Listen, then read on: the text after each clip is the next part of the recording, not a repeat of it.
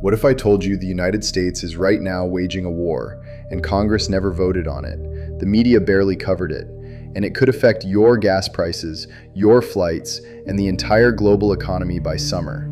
It's not a military war. It's something the US Treasury Secretary is literally calling, and I'm quoting him directly, an undeclared war. And last week it escalated in a way that most people completely missed. The weapon isn't bombs, it's dollars. And the man pulling the trigger is a former hedge fund manager who is treating the entire Iranian economy like a short trade he's about to cash in on. I'm going to walk you through exactly what happened, what it means, and why every country on Earth, including US allies, is now being forced to pick a side. Let's get into it. To understand what's happening right now, we need to rewind to February 2026. That's when Supreme Leader Ali Khamenei was assassinated, an event that sent shockwaves through the entire Middle East. Within weeks, the US and its partners launched strikes on Iranian nuclear and military infrastructure. No formal declaration of war, no congressional vote, just swift, decisive action. Since then, the US has been operating in what officials are openly calling a hybrid conflict, part military, part financial, part psychological warfare.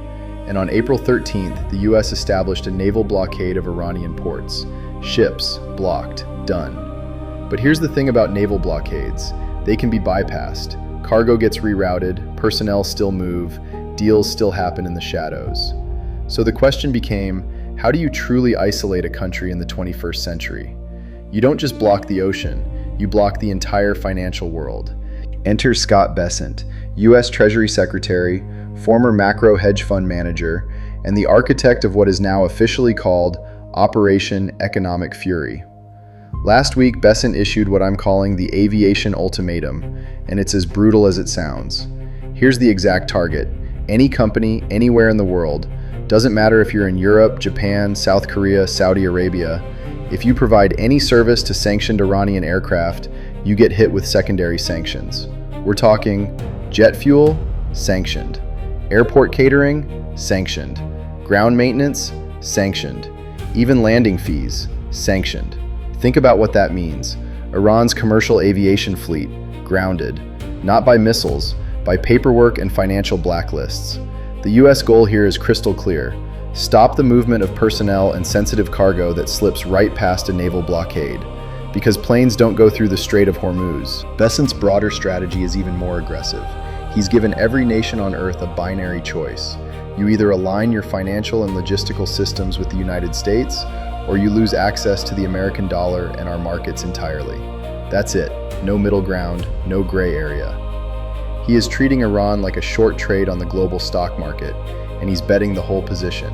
Now let's talk about what this is doing to your wallet, because this is where it gets personal. When the ultimatum dropped, oil markets reacted immediately. Brent crude had stabilized around $105 a barrel. Within hours of the announcement, it was testing $120 again. Why? Because the Strait of Hormuz.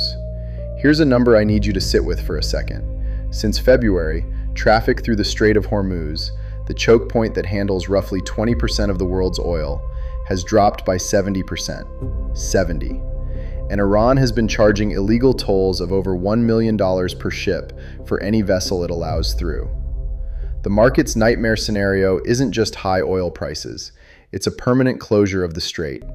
And right now, nothing about Bessent's ultimatum suggests a diplomatic deal is close. Here's what's interesting though.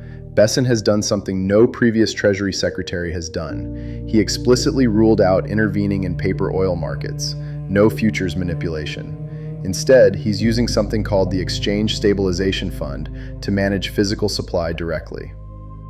Critics say this billion-dollar bet could cause extreme market whipsaws, massive swings up and down, that could hurt ordinary investors and businesses far more than a gradual price rise. Watch this space closely. Here's the part of this story that most channels completely skip over, and it might be the most important part. US allies are in an impossible position right now. South Korea, Japan, India, these are countries that depend heavily on Middle Eastern energy. They also have complex, deeply interwoven trade relationships that don't fit neatly into Washington's binary choice. But Bessent isn't offering exceptions. The message is, comply or lose dollar access. Meanwhile, on the diplomatic front, things are deteriorating fast. The ceasefire in Lebanon is described as fragile. Iran is now signaling it may walk away from the Islamabad talks entirely. And the US Treasury's move isn't the behavior of a government looking for an exit ramp. This is the behavior of a government preparing for a long-term siege, financial exhaustion, death by 1,000 economic cuts. No dramatic endgame, just slow, methodical strangulation of the Iranian state's ability to function. Bessent himself has framed it that way. He's not trying to win a battle, he's trying to win a war of attrition, using Wall Street tools instead of weapons. So here's where we are. The US is waging an undeclared financial war against Iran. The Aviation Ultimatum just raised the stakes for every country and every airline on the planet. Oil is spiking again, and diplomatic talks are falling apart in real time. The question nobody can answer yet is, what happens when Iran has nothing left to lose? Because economic siege warfare doesn't always produce surrender. Sometimes it produces desperation. I'll be covering every development on this story as it breaks. If you're not subscribed yet, this is exactly the moment to do it.